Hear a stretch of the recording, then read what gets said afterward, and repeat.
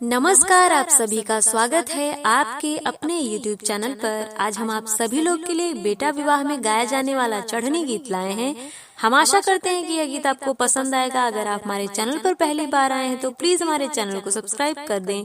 गढ़ पर्वत पर फरली सो पड़िया रे, फरली सो पड़िया रे, फरेला मौरवा क घोंप रे यारे, फरेला मौरवा क घोंप।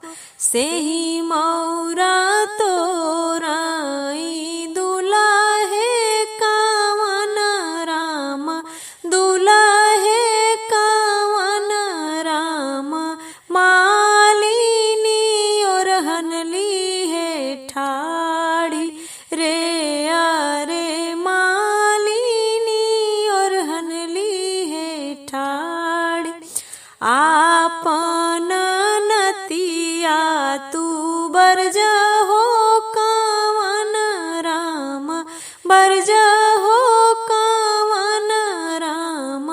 तोरा लेनी मौरवा क घोंप रे यारे, तोरा ले मौरवा क घोंप।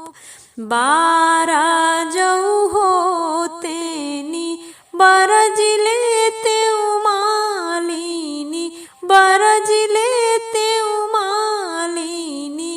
छैला बरजी नहीं जाय रे यारे, छैला बरजी नहीं जाय।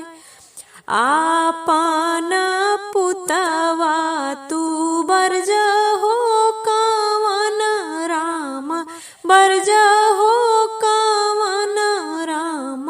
तोरा लेनी मौरवा क घोंप रे यारे, तोरा ले मौरवा क घोंप।